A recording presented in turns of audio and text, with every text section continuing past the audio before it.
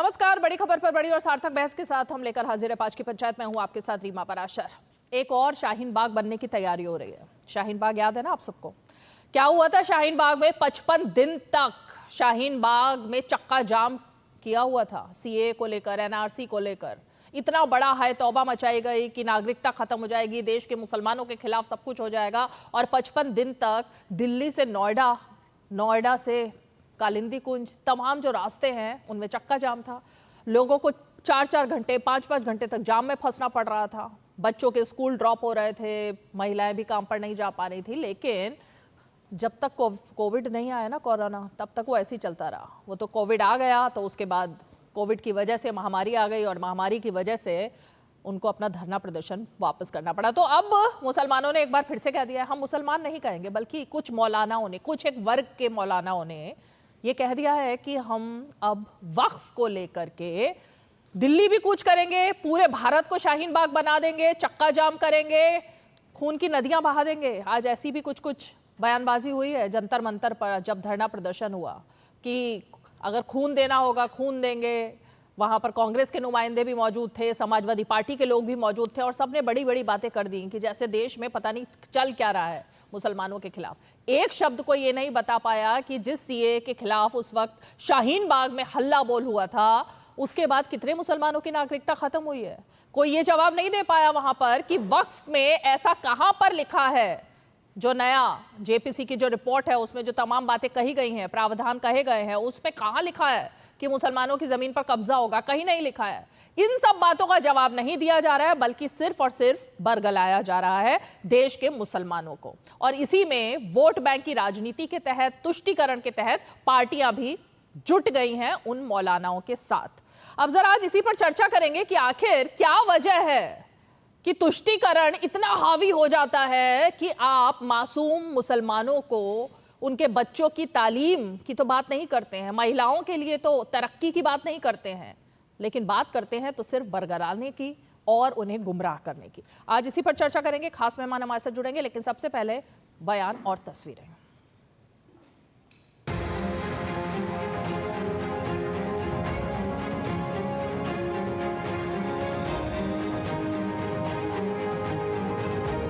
भारत के जो लोग चिंता में हैं कि ये भारत जा क्या रहा, कहाँ रहा है, बनाया क्या जा रहा है। ये जो मेजोरिटोरियन स्टेट बनाने की कोशिश हो रही है, इसका बेहतरीन जवाब है जो इन्होंने कहा है कि यह अक़लियतों की अक्सरियत का मुल्क है। हर लड़ाई के लिए कुर्बानी की ज़रूरत होती है। आप लड़ाई लड़ेंगे और आराम से बैठे रहेंगे, काम नहीं होगा। कि आपने हमारे जज्बात को समझा नहीं, हमारे ख्वाब आप समझे नहीं, हमारे ईमान को आप समझे नहीं, इसको समझने की कोशिश कीजिए। कि सरकार का जो हमने बार बार कहा है कि 1995 का कानून अपने आप में पूरा था, उसमें कोई कमी होती तो आप करते। आपने तो सारा का सारा ही बदल दिया, पूरा छोड़ दिया आपने। सब बर्बाद करने की तैयारी है, पूरा बर्बाद कर देंगे, कुछ छोड़ेंगे नहीं है। भी देश के लोगों को या तो गुमराह कर रहे हैं, या तो कोई सियासी तकरीर है, या विपक्ष के लोग अपने अस्तित्व को बचाने के लिए, अल्पसंख्यक के तुष्टीकरण के लिए, वोट की राजनीति के लिए गए हैं। हिंदू धर्म में, सिखों के धर्म में, जैन धर्म में, बौद्ध धर्म में उनके जो मजहबी बोर्ड्स हैं, उसमें तो कोई उन्हीं का मजहब का नहीं बन सकता है। यहाँ पर आप कैसे बना रहे हैं फिर? और ज्यादा बना सकते हैं क्या? इससे वक्फ को बचाने का कोई ताल्लुक नहीं है। ये जो है एक सरासर संविधान के ऊपर हमला है और संविधान को कमजोर करने की किस तरह से कोशिश की जा रही है। क्या हमारे लिए जो बेहतर है, जबरदस्ती बिल को थोपने का क्यों काम सरकार कर रही है? क्यों हठधर्मी पे अड़ी हुई है? ये जबरदस्ती बिल नहीं थोपना चाहिए। ये जब पूरे समाज के खिलाफ है और एक हिंदुस्तान के अंदर एक विवाद नए को जन्म दे रहा है। ये आधारहीन लोग हैं, इनको न जनता का समर्थन है, न मुस्लिम वर्ग का समर्थन है।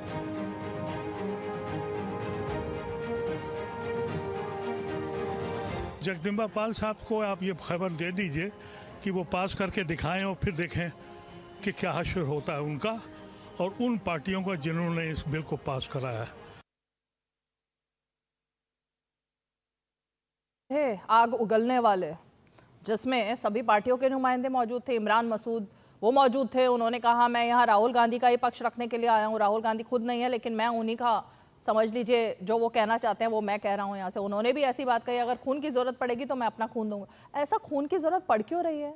ऐसा क्या हो रहा है देश में कि खून की नदियां बहने वाली हैं? ऐसा क्या हो रहा है कि दिल्ली कूच करने वाले हैं? ऐसा क्या हो रहा है कि मतलब सब कुछ तहस नहस कर देंगे भारत में?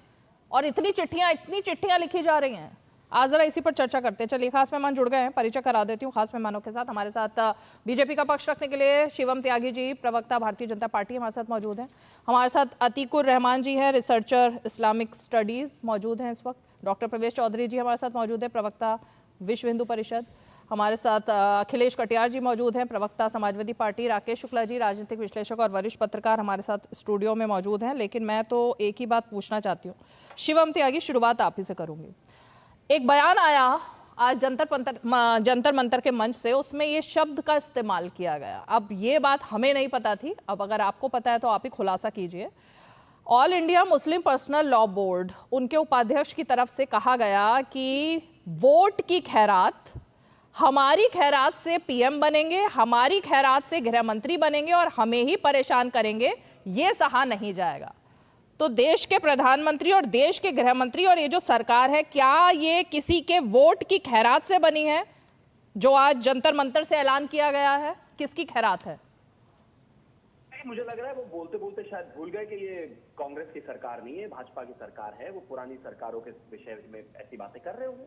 जहां तक बात खैरात की है, मैं कहता हूं कि वोट तो जनता के बीच में जाकर प्रचार करके उनके लिए काम करके ली जाती है, और उसके बाद जब वो अपनी मनमर्जी से वोट देते हैं, उसके बाद सरकार उनके लिए नीतियां बनाती है, सारी चीजें करती है। तो मुझे लगता है बोलने वाले को ये सोचना चाहिए। लेकिन महत्वपूर्ण बात यहाँ पर यह है कि जितने भी लोगों की बाइट आई है, जितने भी लोगों ने कहा है, जितने भी लोगों ने भाषण दिए हैं, वो कोई एक बार भी ये साबित नहीं कर पा रहा है कि वक्त में परेशानी क्या है। मेजर 4 पॉइंट्स हैं। अगर मैं खासतौर पर बात करूं, अगर आप मुझे थोड़ा सा समय देंगे तो दूरदर्शन के दर्शकों के लिए, पहले क्या था कि सेक्शन 40 के तहत जो है रीजन टू बिलीव में अगर वक्त किसी भी प्रॉपर्टी पर दावा करता था तो उसमें जिसकी भी प्रॉपर्टी पर दावा होता था वहां पर सिर्फ और सिर्फ वो ट्राइब्यूनल जा सकता था। नए नियम के हिसाब से अब क्या है कि वो ट्राइब्यूनल जा सकता है, इसके अलावा रेवेन्यू कोर्ट जा सकता है, सिविल कोर्ट जा सकता है, हाई कोर्ट जा सकता है। दूसरा सेक्शन है कि वक्त का जो ट्रिब्यूनल है उसका फैसला जो है आखिरी माना जाता था, अब ट्राइब्यूनल का फैसला आखिरी नहीं माना जाएगा, वो हाई कोर्ट जा सकते हैं। तीसरा यह है कि किसी भी जमीन पर मस्जिद हो या उपयोग इस्लामिक उद्देश्य में हो रहा हो,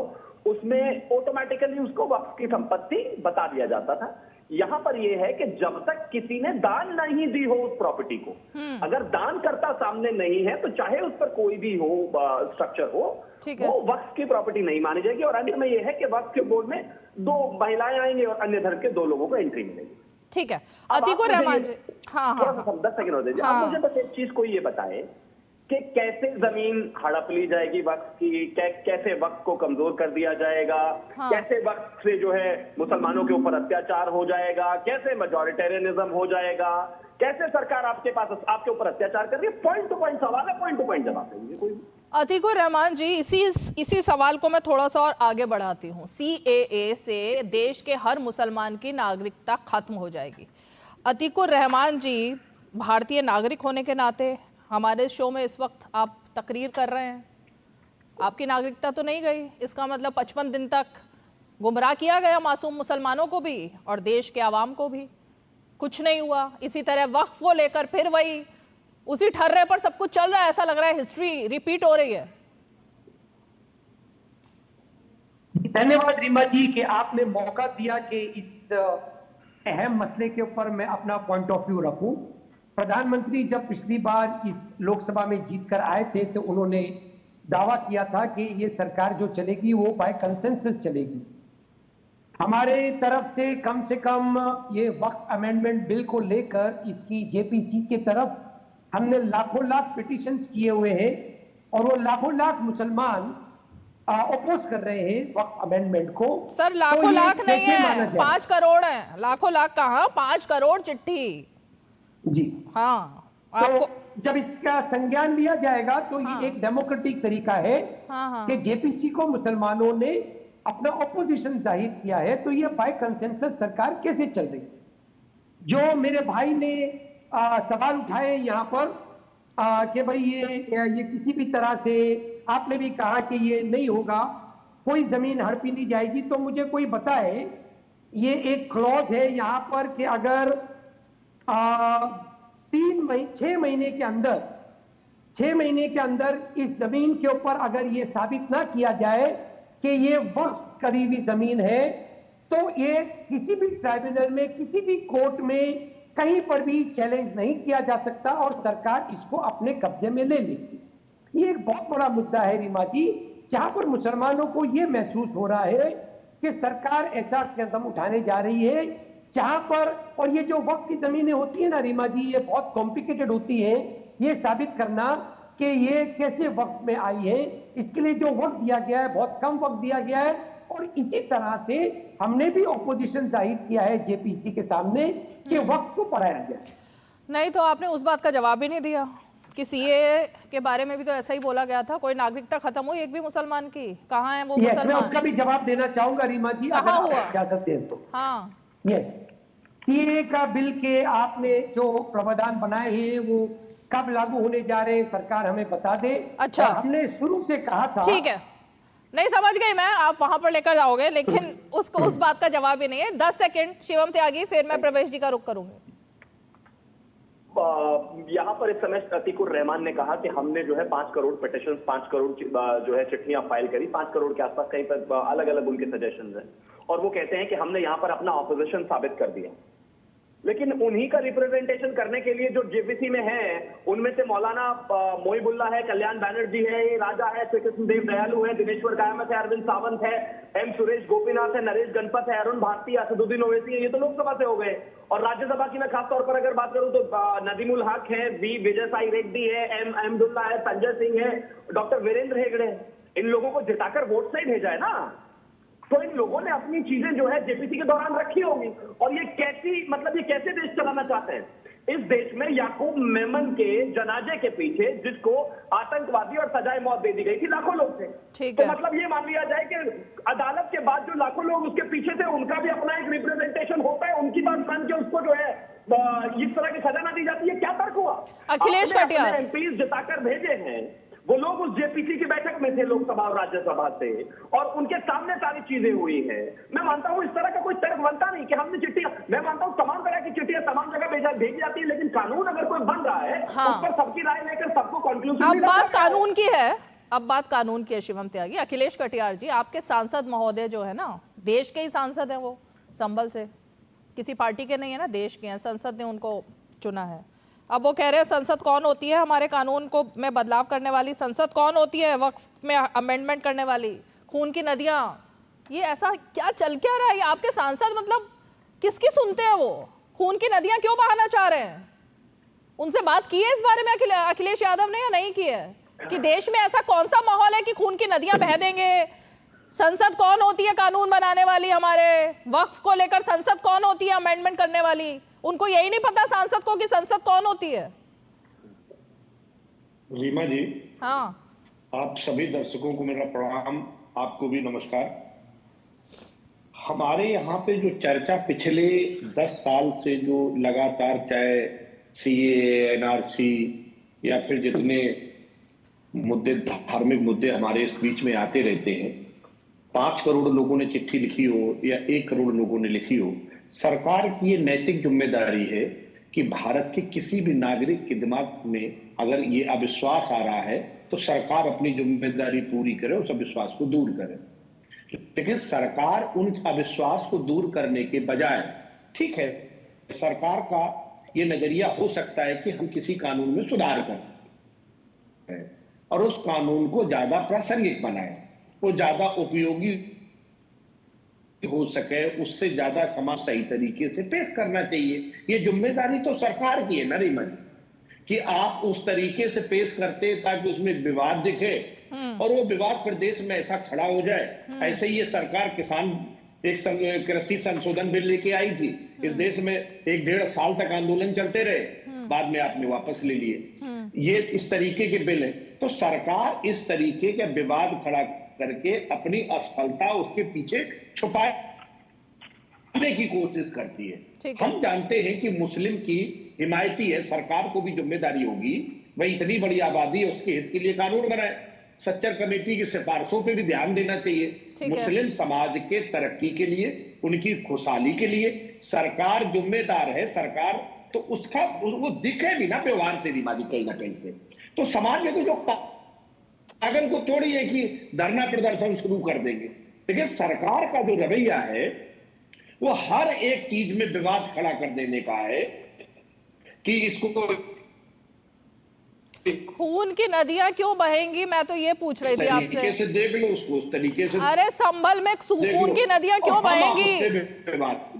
जो इसका खून की नदियों से क्या मतलब है? खून बहा देंगे, खून दे देंगे इस देश में। अरे सर खून क्यों देना है इसके लिए? रीमा जी कोई आदमी भावनात्मक तौर पे अगर उसने कोई बात कही है उसे लाइन नहीं बनाते। नहीं। हम ये बात जानते हैं कि भारत में संविधान की सत्ता है और यहाँ लॉ एंड ऑर्डर इतना मजबूत रहना चाहिए कि इस तरीके की अराजकता की कोई जगह नहीं हो सकती। आपको भी पता है कि सांसद की भावनाएं जो है वो उस इलाके के बहुत सारे वोटर्स की भावनाओं में तब्दील होती हैं। बहुत सारे वोटर्स जो अपने सांसद को ऐसा भावुक देखेंगे वो भी भावुक हो जाएंगे, और भावुकता में आकर फिर वही होगा जो संभल में हुआ था। घरों से पत्थर फेंके जाएंगे, पुलिस वाले घायल होंगे, एएसआई की टीम को जाने नहीं देंगे, यही सब होगा। तो भावुकता में ही तो ये सब होता है और सांसद भावुक कर देते हैं आपके। जो अभी यहाँ पे जो चर्चा चल रही है और वही चर्चा चल रही है। मैं तो हैरान थी सुन करके कि सांसद कह क्या रहे हैं प्रवेश चौधरी जी कि खून की नदियां बहा देंगे, मेरे खून की जरूरत, इमरान मसूद कह रहे हैं मेरे खून की भी जरूरत पड़े तो मैं भी दूंगा। तो मतलब खून क्यों देने की नौबत आ रही है? ऐसा क्या चल रहा है ये वक्फ को लेकर? ईडन गार्डन तो वक्फ का हो जाएगा, कुंभ की जमीन तो वक्फ की हो जाएगी, तब खून की नदियों की बात नहीं होती है। एक्चुअली क्या है, इन्होंने सियासत करनी है, राजनीति करनी है। मुस्लिम समाज का एक बड़ा वर्ग जो है वो अब ये सोचने पर, विचारने पर अब कहीं ना कहीं पहुंच रहा है कि इस सियासत के साथ हमको रहना है नहीं रहना। तो ये कारण है कि ये सब राजनीति कर रहे हैं। जहां पर 9.4 एकड़ लाख एकड़ जमीन पर कब्जा मौलवियों ने किया हुआ है, अगर वो देश की संपत्ति है तो देश के लोगों को मिलनी चाहिए ना। अगर वो लीगल या कानूनी तरीके से आपकी है तो उस पर कोई छेड़ने वाला नहीं है। देश जो है रीमा जी, देश संविधान से चलता है, कोई मजहबी कानूनों से नहीं चलता है।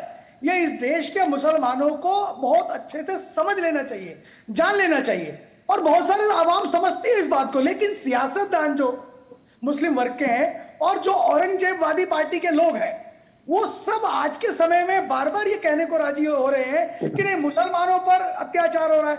अरे भाई, जो कांग्रेस पार्टी मुसलमानों को दामाद की तरह रख रही थी इतने वर्षों से, आज की सरकार ने कम से कम ये कहा कि मुसलमान और हिंदू दोनों बराबर है, इस देश में एक एक नागरिक बराबर है और हर एक नागरिक को गवर्न करेंगे, उस पर शासन होगा। तो वो कैसे होगा? तो संविधान के मुताबिक होगा। अरे अब संविधान के खिलाफ होकर जा रहे हैं। आप तो बड़ी अंबेडकर की बात करते हैं पर पूछे बाबा साहब के लिखे हुए संविधान के खिलाफ जा रहे हैं, तभी तो आप वक्फ की बात कर रहे हैं। वक्फ जो है वो एक कानून बनता है, उस कानून में बहुत सारी पेचीदगियां थी, बहुत परेशानियां थी उसमें। मतलब आप समझिए, अंग्रेजों के जमानों में एक कानून था, नो वकील नो दलील, उस टाइप का कानून लेकर के, उस मानसिकता को लेकर के वक्फ बोर्ड रहा। उसमें अगर सुधार की बात होती है, होती है, तमाम कंसेंसस को छोटा सा काउंटर है। छोटा सा काउंटर है। राकेश जी बहुत देर से इंतजार कर रहे हैं, उनके पास भी मुझे जाना है, काउंटर करिए जल्दी से। अतीक जी जी, अभी अभी हमारे महाशय बीएचपी के महाशय ने कहा कि मौलवियों ने कब्जा करके रखा है, तो मैं इनसे जानना चाहता हूं कोई एक मौलवी का नाम बताइए। रीमा जी, आजादी से लेके अब तक के दो दर्जन अमेंडमेंट हो चुके हैं ऑलरेडी, ये एक और अमेंडमेंट होने जा रहा है। हर अमेंडमेंट में वक्फ के ऊपर सरकारों का कब्जा बढ़ा है, मौलवी मुल्लाओं का और कम्युनिटी का कब्जा नहीं बढ़ा है। एक मौलवी का नाम बताइए जिसने किसी जमीन पे कब्जा करके अरे रखा हो। जितनी भी ये जो चीजें हैं, इनका जो प्रशासन होता है वो मौलवी लोग करते हैं। वक्फ के अंदर लोग कौन होते हैं?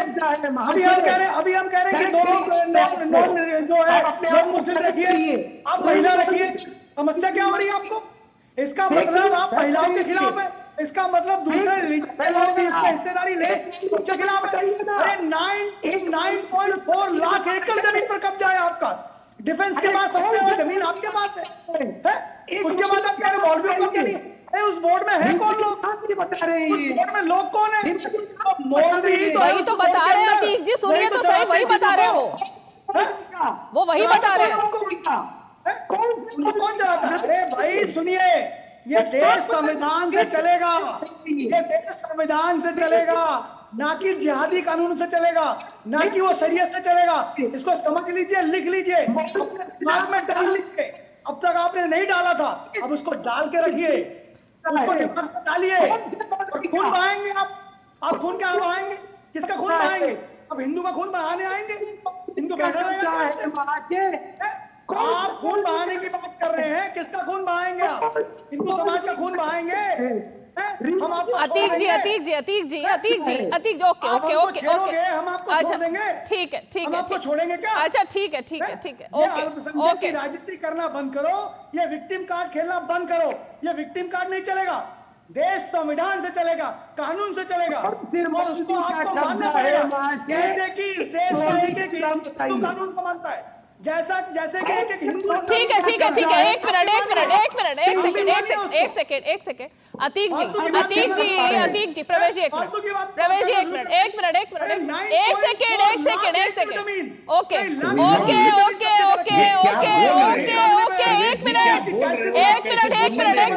अरे भाई रुकिए, प्रवेश जी रुकिए एक सेकंड। अतीक जी, मैंने भी आपसे शुरुआत में ही वो सवाल पूछा था कि एक मुसलमान का नाम बता दीजिए जिसकी नागरिकता गई हो।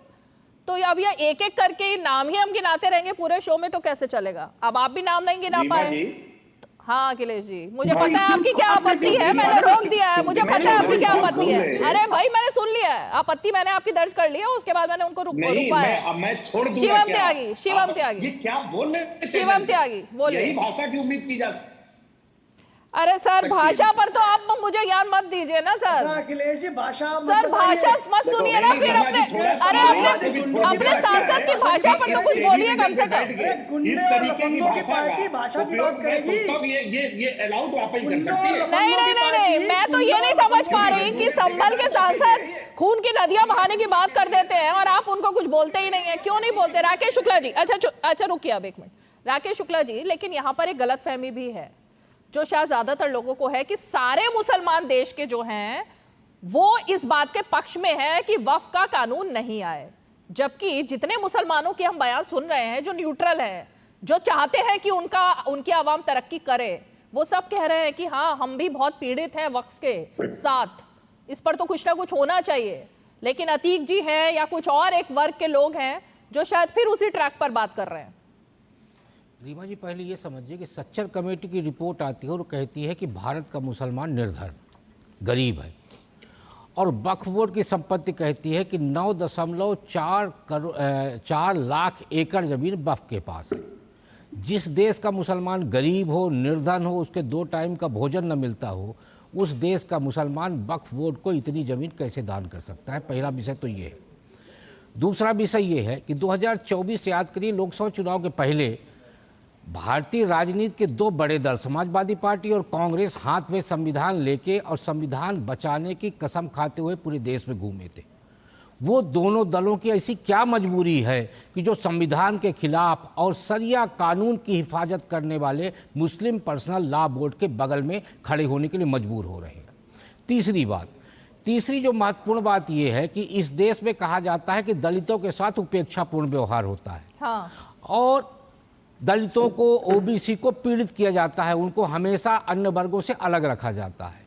तो इस देश के जो मूर्धन्य लोग, राजनीतिक दल के लोग हैं, चाहे समाजवादी पार्टी हो, कांग्रेस हो, आरजेडी हो, वो लोग मुस्लिम समाज के लोगों को ये क्यों नहीं समझाते कि अहमदिया और पसमानदा समाज के लोगों के साथ उपेक्षापूर्ण व्यवहार क्यों होता है। अहमदिया समाज को आज भी हज करने की अनुमति नहीं है और यहाँ कहा जाता है कि दलित को मंदिर नहीं जाने देते। अहमदिया समाज को क्यों नहीं हज का दरवाज़ा खोला जाता? क्या वो मुस्लिम नहीं है लेकिन उसको मुसलमान नहीं माना जाता है? अब आप जो कह रही हैं कि मुसलमानों की बात कर रही हैं, ये सच्चाई है कि देश का अधिकांश मुसलमान इस जो आंदोलन है उसके पक्ष में नहीं है। आंदोलन तो कुछ है ही नहीं, धरना था वो। हाँ, उसका कारण ये है कि धारा 40, धारा 52 और धारा 107 वो शक्तियां भारत सरकार में दी गई हैं वक्फ बोर्ड को कि जिस तरफ उंगली उठा देंगे वो जमीन उनकी हो जाएगी, वो चाहे सरकारी जमीन हो चाहे मुस्लिम समाज की जमीन हो। उस मुस्लिम समाज के पास ये अधिकार नहीं था कि अपनी जमीन वापस लाने के लिए गुहार लगा सके। वक्फ बोर्ड संशोधन के बाद उसको ये अधिकार मिलेगा कि अतिक्रमित की गई, अधिग्रहित की गई, छीनी गई जमीन के लिए वो न्याय पा सके। इसलिए बहुत मुसलमान इसके पक्ष में नहीं है। अखिलेश कटियार जी, भाषा पर आप मुझे बता रहे थे, लेकिन मैं आपसे ये जानना चाहती हूँ क्यों ऐसे अराजक तत्वों के साथ हमेशा आप खड़े होते हैं? हमेशा आपके नेता खड़े हुए दिखाई देते हैं। कोई भी ऐसा प्लेटफॉर्म होता है आप लोग वहां पहुंच जाते हैं। अब जो बात यहाँ राकेश जी कह रहे हैं, मेरे ख्याल से इसको समझाना ज्यादा जरूरी है ना, तो आपका तो फर्ज बनता है कि आपकी पार्टी समझाए कि असलियत है क्या, डरने की जरूरत नहीं है। नहीं, मैं बीमा जी, हम तो एक आपका बहुत बड़ा शो है, इसको करोड़ों लोग देखते हैं और हम इस तरीके से लोग भी अगर इस तरीके की सतही भाषा पर उतर के आपके शो में बात करेंगे। क्या हुआ, क्या बोला है? तो हमें और रोड चलते टपोरी में फर्क क्या? अरे क्या बोले हैं, क्या बोले ऐसा टपोरी वाला? हम देख लेंगे, हम बर्दाश्त नहीं करेंगे। ये भाषा हम चैनल पे बोलेंगे, आपके सामने हम देख लेंगे। अरे भाई, ये देश, आप एक बात कहते हैं कि ये देश संविधान से चलेगा, 100% सही बात है, देश संविधान से चलना चाहिए। और अगर कोई आदमी अनैतिक कार्य करता है, अगर कानून के खिलाफ कर रहा है, तो उसको देखने के लिए आपके पास कानून व्यवस्था है, सरकार है हमारे देश में। हमको थोड़ी देख लेंगे, और अगर हम ही देख लेंगे वो देखने के लिए नहीं। अखिलेश जी जेएनयू में जाते हैं ना, तो एक गाना अरे भाई, गजल हमेशा वहाँ पे बोली जाती है, हम देखेंगे बात करेंगे, हमें तो बहुत फेमस गजल है, हम देखेंगे, वो हम सुनते ही रहते हैं, उसमें क्या? हमें नहीं लगता कि हमें चैनल पे बोलना चाहिए। क्यों राकेश जी, वो हम देखेंगे वाली इकबाल बानो की गजल इतनी फेमस है, उसमें क्या धमकी थोड़ी ना है वो? नहीं, मैं अखिलेश जी से एक प्रश्न पूछना चाहता हूं कि अखिलेश जी मानते हैं कि देश को संविधान से चलना चाहिए, तो फिर आप लोग शरीयत के कानून पे चलाने के लिए उस पर्सनल मुस्लिम लॉ बोर्ड के साथ क्यों खड़े हैं जो संविधान को नहीं मानता और वो शरीयत के हिसाब से सारी स्थितियों को चलाता है? आप उसका विरोध क्यों नहीं कर रहे कि संविधान के हिसाब से सारी चीजें होनी चाहिए? आप क्यों शरीयत के पक्ष में खड़े हैं? मैं आपके चैनल पे ये बात स्पष्ट कर रहा हूं, मैं भारत के संविधान के साथ हूं, किसी धार्मिक संविधान के साथ नहीं। ठीक है, भारत, हम समाजवादी लोग हैं, हम ये मानते हैं कि भारत संविधान से चलेगा और किसी चीज से नहीं चलेगा। तो धर्मेंद्र यादव क्यों गए थे उस मंच पे जो शरीयत के हिसाब से चलता है? शिवम त्यागी जवाब देंगे। ओके, तो क्लियर हो गया ना समाजवादी पार्टी का फंडा। ओके, समाजवादी पार्टी की लाइन क्लियर है अखिलेश कटियार, ठीक है। तो समाजवादी पार्टी की लाइन क्लियर है। अब चाहे वो आपके अवधेश जी हो सांसद महोदय, या फिर शफीकुर रहमान हो सांसद महोदय, धर्मेंद्र यादव हो सांसद महोदय, वो तीनों लोग पार्टी लाइन से हटकर आज धरने में शामिल हुए। शिवम त्यागी, बात क्लियर हो गई। पार्टी की ऑफिशियल लाइन तो ये है ना जो प्रवक्ता चैनल पर बोल रहे हैं। देखिए, एक चीज तो मैं कहना चाहता हूँ कि समाजवादी के सांसद जिन्होंने जो कहा कि खून की नदियां बहा देंगे, तो बात ऐसी है, जिसको भी खून देने का इतना ही शौक है वो ब्लड बैंक दे आए, क्योंकि वो ऐसी सरकार तो है नहीं कि आप ये सब करेंगे चुप बैठी रहेगी। नंबर 1। नंबर 2, अब वो इसको भी धमकी मानेंगे, अभी बोलेंगे वो टपोरी वाली भाषा है ये। तो अपने सांसद की भाषा को कौन सी टपोरी वाली फ्रेम में रखेंगे? फिर वो जो कह रहे हैं खून बहा देंगे, सांसद होते हुए 20 लाख लोगों का रिप्रेजेंटेशन करने वाला आदमी जो लोकसभा में बैठा हुआ है, उसकी जो ये भाषा है, इस पर भी 2 शब्द बोल दे तो जरा बेहतर होगा। या अखिलेश यादव ने लिख के दिया था भाषण के मुसलमानों के खिलाफ कोई साजिश की तो खून बहा देंगे, अपना रिप्रेजेंटेटिव भेजा होगा, खुद नहीं आए तो उनको भेज दिया। खैर, तो जाहिर है ये खून बहाने की धमकियां कहीं और किसी और को दे। दूसरा एक और चीज है, एक्चुअली इसके बेनिफिशियरी जो है वक्फ के बहुत सारे लोग हैं।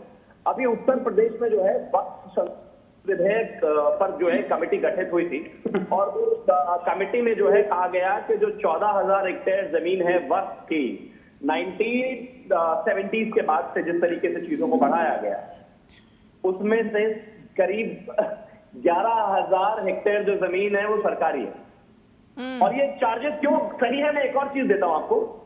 2014 में जब चुनाव होने वाले थे तो ये छोटी सी रिपोर्ट है, सिर्फ चुनाव से 2 महीने पहले मनमोहन सिंह सरकार ने 137 प्रॉपर्टीज लुटियन देवी में वक्त के नाम कर दी थी।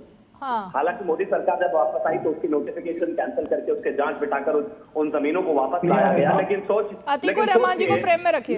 लेकिन सोचिए कि जब देश में मुसलमानों का वोट पाने के लिए, मौलाना मौलवियों को तुष्टीकरण करने के लिए, उनको अपील करने के लिए केंद्र में बैठी सरकार के प्रधानमंत्री एक सीक्रेट नोट निकाल देते हैं रात को चुनाव से 3 महीने पहले और देश के लुटेन्स में 123 प्रॉपर्टीज देते हैं जिनकी वैल्यू शायद हजारों करोड़ होगी। तो ये गोरख धंधा जो है उत्तर प्रदेश और बाकी की जो तुष्टीकरण की सरकार है उसमें किस हद तक रहा होगा। हम तो कह रहे हैं रेवेन्यू रिकॉर्ड चेक करिए, शिवम त्यागी का घर है या वो कब्जाया जाए या कब्जाने वाला कब्जा ले तो वो भाई सिविल उसमें जाएगा, प्रॉपर्टी के विषय में जाएगा, वो इसके अलावा जो है हाई कोर्ट जाएगा, वो सुप्रीम कोर्ट जाएगा, जहां तक जाएगा जा सकता है। लेकिन यहाँ पर क्या बताता है कि भाई ट्राइब्यूनल में जा सकते हो, वक्त के खिलाफ अगर उसने आपके घर पे कब्जा दिखा दिया या दावा दिखा दिया, बात खत्म हो गई। मैं मानता हूँ कि ऐसे होने ही नहीं, और ये बात सच है। इसके बेनिफिशियरी ज्यादातर ऐसे ही लोग हो सकता है, अतीकुर रहमान भाई के पास भी कुछ हो, मैं नहीं जानता, लेकिन जांच का विषय है भाई कैसे। और ये बात, ये राकेश शुक्ला जी ने जो बात की है बिल्कुल सटीक है। आप सच्चर कमेटी की रिपोर्ट से एक तरफ कहते हैं कि स्थिति बद से बदतर है, दलितों से भी ज्यादा हाल खराब मुस्लिमों का है, दूसरी तरफ आप दुनिया में हिंदुस्तान की जो है तीसरी सबसे बड़ी सरकार के बाद आप ही है, रेलवे और डिफेंस के बाद तीसरे नंबर पर सबसे ज्यादा जमीन अगर किसी को तो वक्त किसने दे दी भाई? आदमी दिन के 2 रुपए नहीं कमा रहा, वो कह रहे कि मैंने भी कितनी 2 एकड़ जमीन दे दी, कैसे दे दी, कहां से दे दी, साबित कर दो भाई। अतीकुर रहमान जी जवाब दीजिए अब इस बात का। पहले मैं राकेश जी की बात का जवाब देना चाहूंगा। रीमा जी, राकेश जी, एक बर्बाद मुल्क हमारे पड़ोस में पड़ा है जिसका नाम है पाकिस्तान। शरिया पे चलने की कोशिश की, आज बर्बाद पड़ा हुआ है। हिंदुस्तान का रीमा जी कोई मुसलमान नहीं चाहता है कि शरिया हिंदुस्तान में लागू हो। बाबा साहेब अंबेडकर का दिया हुआ संविधान हमको बहुत प्यारा है और इस तिरंगे और संविधान के साये में हमारा देश बहुत तरक्की कर सकता है। शरिया की जरूरत हमको नहीं है। दूसरा इंपॉर्टेंट फैक्टर रीमा जी यहाँ पर यह है कि जो सरकार अमेंडमेंट लाना चाहती है, मैं पहले भी आपके चैनल पर कह चुका हूं कि ये बहुत बड़ा एक कम्युनिटी के बीच में और सरकार के बीच में एक अच्छा चेंज ला सकता है अगर सरकार अपनी नीयत साफ रखे। जिस तरह के और प्रवक्ता बीजेपी के कबूल कर चुके हैं कि इन जमीनों को लेकर मुसलमान कम्युनिटी के लिए ही हॉस्पिटल बनाए जाएंगे, स्कूल्स कॉलेजेस बनाए जाएंगे ताकि मुसलमानों की तरक्की में वक्त की जमीनें काम में आए।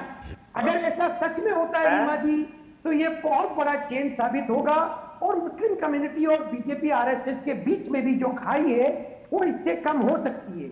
लेकिन सवाल ये है कि जो बीजेपी सरकार एआईयू के माइनॉरिटी स्टेटस को सुप्रीम कोर्ट में जोर शोर से उसको उखाड़ने के लिए लगी हुई है, हम ऐसी सरकार पर कैसे भरोसा करें कि हमारी जमीनों पे हमारे लिए ही। नहीं, एक सेकेंड, आपका कहना क्या मतलब क्या है कि बीजेपी क्यों कर रही है, सरकार क्यों कर रही है, क्या करना चाह रही है? वो सरकार की नीयत खराब है रीमा जी। सरकार वक्त की जमीनों पे पूरी तरह से काबिज होना चाहती है और एक बार सरकार का कंट्रोल हो गया तो कम्युनिटी को कभी ये जमीनें वापस नहीं मिलेंगी। ठीक है राकेश जी, एक सेकंड, हाँ जल्दी से 10 सेकंड राकेश जी, क्योंकि आपके ऊपर बोला। मैं सिर्फ इतना कहना चाहता हूं कि यदि आप कह रहे हैं कि देश संविधान से चलने वाला, मुस्लिम समाज शरीयत के पक्ष में नहीं है, तो आप लोग मुस्लिम पर्सनल लॉ बोर्ड जो शरीयत की हिफाजत करता है उसको कंधे में लेके क्यों घूम रहे हैं? उसको पटक दीजिए और संविधान के हिसाब से सारा मुस्लिम समाज चले। अहमदिया समाज को लेके आपने एक शब्द नहीं बोला,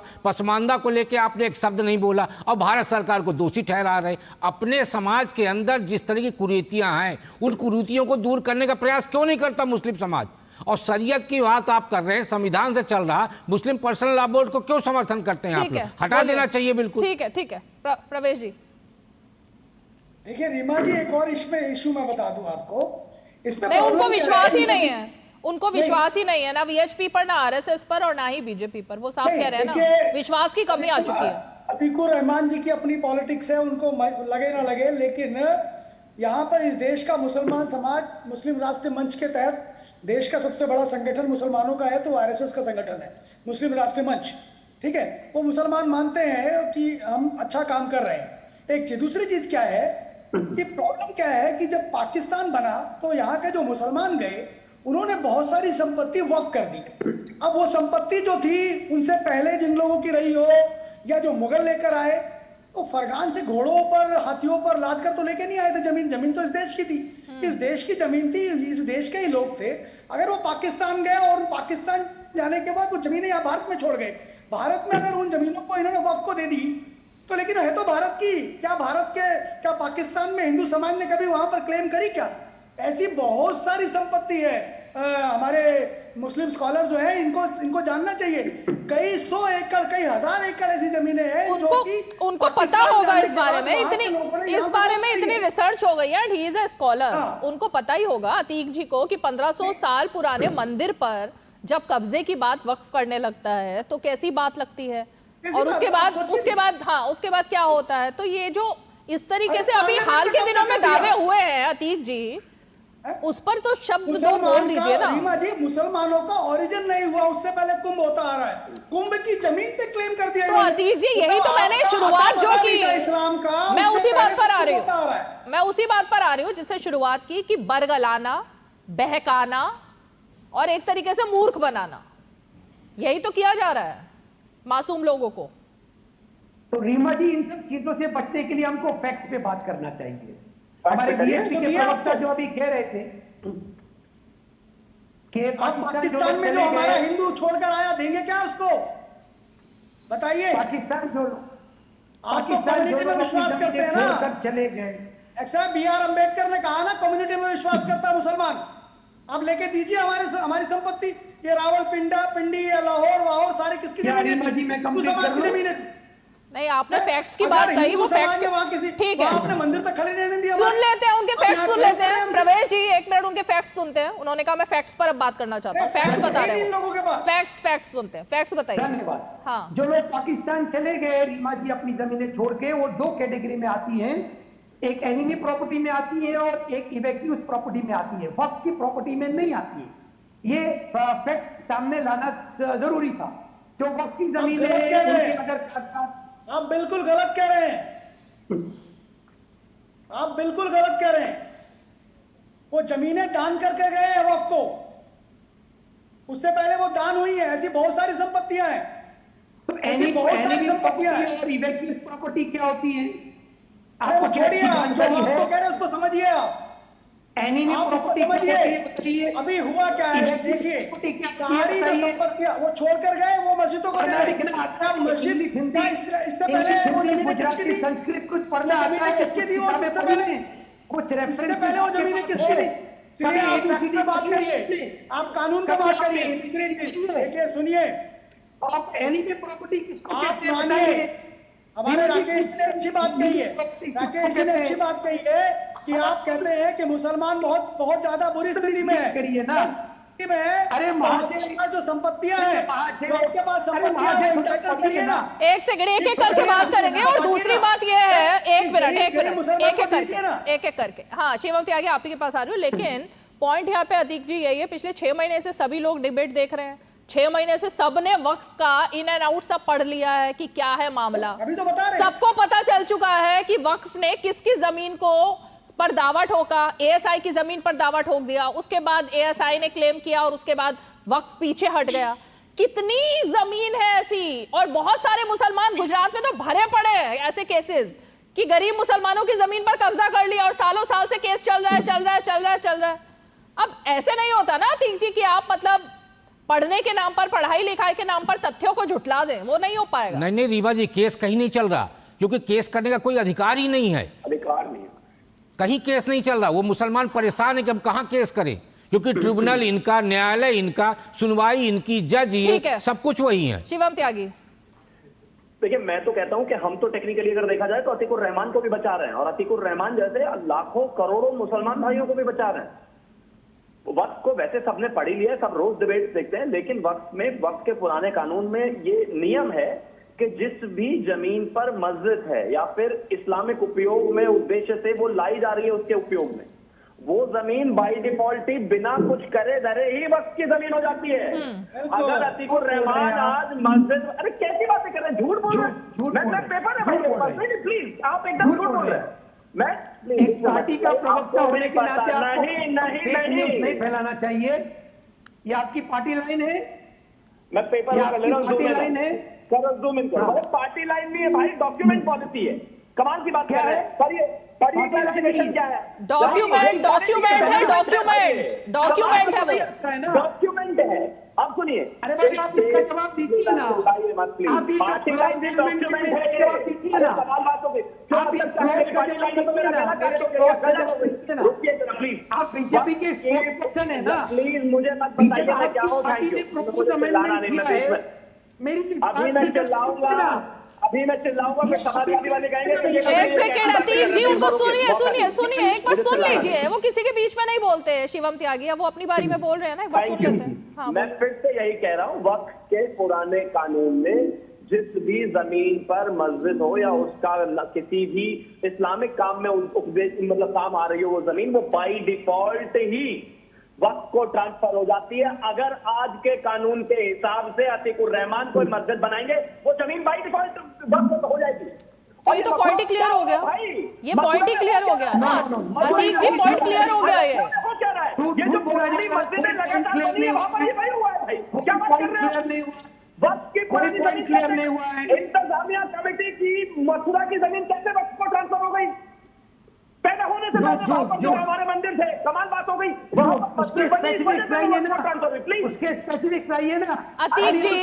अतीक जी ऐसा नहीं हो सकता ना कि आपके ही फैक्ट सिर्फ सही होंगे, जो काउंटर किया जाएगा वो भी फैक्ट ही होगा। जैसे राकेश जी ने दिए, शिवम त्यागी ने दिए या प्रवेश चौधरी। अब आप हाथ से लिख करके नोट्स लेकर आए, आपने हाथ से लिखे हुए नोट्स दिखाए हैं, बाकी लोग ओरिजिनल डॉक्यूमेंट दिखा रहे हैं, आप हाथ से लिखे हुए नोट्स दिखा रहे हैं अतीक जी। अब ऐसे नहीं होता ना, वो देखिए वो किताब दिखा रहे हैं कॉन्स्टिट्यूशन, जो अमेंडेड डॉक्यूमेंट है मैं उसका भी बता देता हूं। इसको मानना सीखो, बीच में मत चलाइए प्लीज, बीच में मत चलाइए। इसको मानना सीखो। इसको अब सरकार ने जो अमेंडेड लॉ की बात भारत का संविधान है, सरकार ने कहा है कि जब तक उस जमीन को वक्त को दान में ना दे दी गई हो, चाहे वहां मस्जिद ही क्यों ना हो, वो वक्त की जमीन नहीं कहलाएगी। ठीक है, तो पॉइंट क्लियर हो गया। रेवेन्यू रिकॉर्ड कैसे जमीन ट्रांसफर कर लेते हो आप अपने नाम पर? ठीक है, मुझे ब्रेक लेना है, लेकिन ब्रेक से पहले अखिलेश जी मैं जरा आपका रुख करना चाहूंगी। एक और झूठ या एक और बरगलाना वो सामने आ गया। अब अगर जितने भी मेंबर्स हैं, मुस्लिम मेंबर्स या फिर मुस्लिम मतलब सांसद कह सकते हैं, वो सब कह रहे हैं कि भाई हमारा फैसला, मुसलमानों का फैसला, वक्फ का फैसला हिंदू सांसद कैसे ले सकते हैं? तो ये सवाल स्पेसिफिक आपसे इसलिए है कि जब कुंभ आयोजन होता है समाजवादी पार्टी की सरकार में, तो आजम खान को प्रभारी मंत्री कैसे बना दिया जाता है? अब कुंभ का मुसलमानों से क्या लेना देना है? तब ये सवाल नहीं आता है, लेकिन अब ये सवाल आ जाता है। त्र्यंबकेश्वर बोर्ड का अध्यक्ष फिरहाद हकीम को बना दिया था इन लोगों। तो अखिलेश जी तब ये सवाल क्यों नहीं आता? किसी ने इस सवाल को सवाल नहीं बनाया उस वक्त। किसी मुसलमान को ये नहीं कहा गया कि आप क्यों बने हो आजम खान। सबने बहुत भाईचारे के साथ काम किया, लेकिन अब ये सवाल खड़े हो जाते हैं। अखिलेश कटियार जी। रीमा जी, ये बात जो अभी हमारे मित्र कह रहे थे कि ये जमीन का गोरख धंधा जो है, हाँ, क्योंकि इतनी जमीन है और दुनिया में, भारत में, और ये बहुत कीमती जमीनें हैं, इसी बात का डर यहाँ पे सबको है। क्योंकि इसी तरीके का एक कानून भारत सरकार किसानों को लेके आई थी, और उस समय किसानों की जमीन पे भी उद्योगपतियों की नजर थी। सुन लीजिए, मुझे एक पढ़ दीजिए, आपकी बात मैंने बड़े आराम से सुनी है। तो सरकार की नीयत, क्या वो किसान भी बरगलाए हुए थे, वो भी मुसलमान थे, उन्होंने आंदोलन किया और सरकार ने कानून वापस लिया, उसमें बड़ी तादाद में किसान भाई शहीद हुए हमारे। तो उस शहीद नहीं हुए सर, शहीद नहीं हुए सर, शहीद नहीं हुए। बहुत बार मैंने इस पॉइंट को क्लियर किया है अखिलेश कटियार जी, नहीं बरगलाना चाहिए चैनल पे। शहीद नहीं हुए, शहीद नहीं हुए, बीमारी से मर गए, ठंड से, आहत हुए उनको वो तो शहीद नहीं आपका कहेंगे। पैमाना हो सकता है ना। शहीद लेकिन शब्द का मैं तो- सही मैं तो इस्तेमाल किस- करना चाहिए। शहीद होते हैं सैनिक जो कि हमारे हम तो दुश्मन से किसानों के लड़ते हमसे हुए शहीद ही मानते हैं। शहीद होते हैं। आपका अब उन पैमाना किसानों अलग को हो सकता है। जो कि ठंड की वजह से किसी और वजह से हार्ट अटैक उनको आया, कुछ और बीमारी हुई, उस वजह से उनकी मौत हुई, वो भी बहुत निंदनीय है, वो भी बहुत दर्दनाक है, लेकिन शहीद मत कहिए। और वो इस देश के नागरिक थे, उन्होंने आंदोलन किया, अरे लेकिन सर, उसका सरकार ने सालों तक उनकी नहीं सुनी। तो मैं ये चाहता हूं कि सरकार संवेदनशीलता के साथ इस मुद्दे पे जाए और जिम्मेदार लोगों से बात करे, ताकि आपने सरकार अभी तक अपनी पॉइंट नीयत का पे जवाब बात नहीं कर दिया सके। है। आपने पॉइंट का जवाब नहीं दिया है कि आजम खान को प्रभारी मंत्री बना दिया जाता है कुंभ का, लेकिन अगर वक्फ की कमेटी में जेपीसी में हिंदू सांसदों को डाला जाता है तो आपत्ति होती है। इसका जवाब नहीं दिया आपने अभी तक।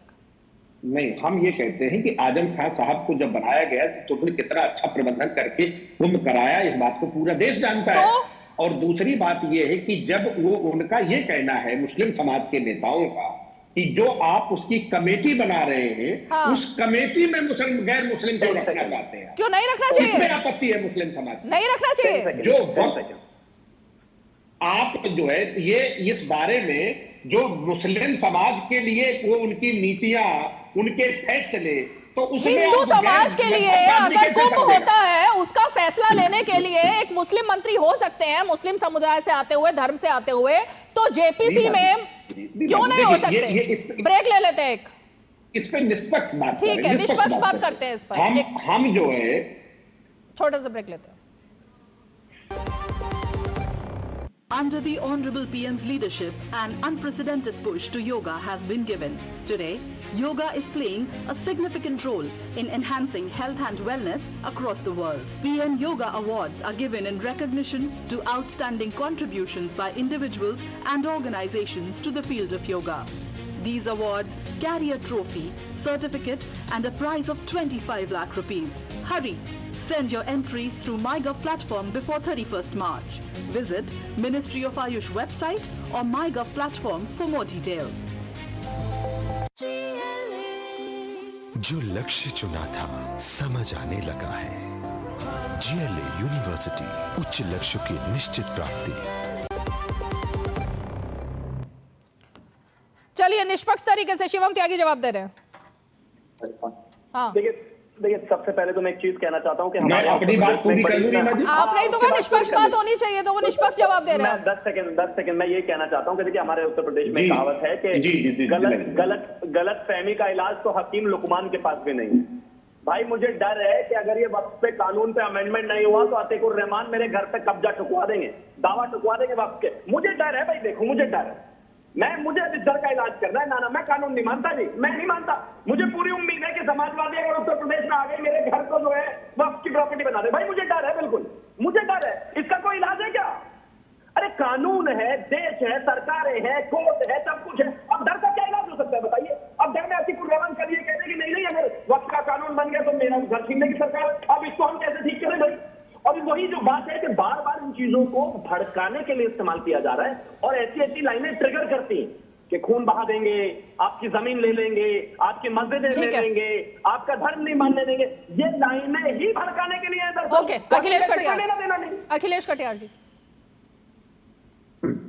त्यागी जी, हमारा तो डर ये रहा कि लगातार पर्चा लीक करवाते रहे, वही डर नहीं दूर हुआ आपसे। हमारा डर रहा कि लेटरल एंट्री के माध्यम से पिछड़ों का हक लूटते रहे, वही डर दूर कर देते आप। इस देश की जनता को 15-15 लाख जो मिलने का था वो हिसाब अभी तक पूरा नहीं हुआ। आपसे काम की बात नहीं होती त्यागी जी, आपको भावनात्मक बातें बहुत ठीक लगती है। जहां मुद्दे की बात आ जाए, 2 करोड़ रोजगार मिलने के इंतजार में आज भी लोग बैठे हैं। पर्चा लीक कराने का उद्योग आपने खड़ा कर दिया है। डर कौन है? इस देश की जनता तो त्राईमान मचाए घूम रही है। जो पर्चा कराओगे लीक कर दोगे, ये डर नहीं है? इस पर बात नहीं करनी चाहिए। एक एक करके करता है, बोलिए। किसानों के सालों तक चला आंदोलन, हजारों की संख्या में। अच्छा, उस पॉइंट पर आए नहीं आप अभी तक अखिलेश जी। आपने सारे पूरे देश के डर की बात कर दी, लेकिन आपने उस डर की बात नहीं की कि आजम खान को मंत्री क्यों बनाया था। भाई किसी ने सवाल क्यों नहीं खड़ा किया उस पर? अब अगर खड़ा कर रहे हैं तो उसका जवाब नहीं देना। दूसरी बात रीमा जी, आप उस पॉइंट पर आते ही नहीं हो। चलो अपने जैसे,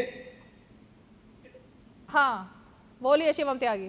हम तो ये बात कहते हैं ना कि जैसे हमारे हिंदू धर्म के लोग हैं वो अपने धार्मिक संस्थानों में मैं फाइनल कमेंट के लिए आऊंगी। ओके ठीक है मैं फाइनल कमेंट के लिए ठीक है मैं फाइनल कमेंट के लिए शिवम त्यागी के पास आऊंगी। लेकिन शिवम त्यागी, आपने अतीकुर रहमान जी पर भी एक सवाल खड़ा किया। अतीक जी पहले उसका जवाब दीजिए। शिवम त्यागी ये कह रहे हैं कि डर का माहौल जो आप लोग बना रहे हैं ना मुसलमानों में, कि डर डर के रहो, ये डरो कि मेरे घर पर कब्जा हो जाएगा, ये डरो मेरी मस्जिद पर कब्जा हो जाएगा।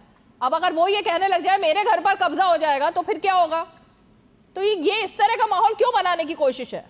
Final comment. नहीं, जो लोग कोशिश कर रहे हैं रीमा जी, गलत कोशिश कर रहे हैं। कोई डर का माहौल नहीं बनना चाहिए, और अगर डर का माहौल कोई बना रहा है तो सरकार की जिम्मेदारी बनती है कि बताएं कि ऐसा कानून जो कि तमाम लोगों को पूरी तरह से सुरक्षा देगा। वही वादा तो प्राइम मिनिस्टर ने किया था ना। बाय कंसेंसस का मतलब क्या होता है? अब अगर आप बात कंसेंसस की कर रहे हैं और 5 करोड़ आपको इसके विरोध में लेटर्स मिले हैं, ठीक है, पास करने जा रहे हैं आप, ये कंसेंसस है आपका?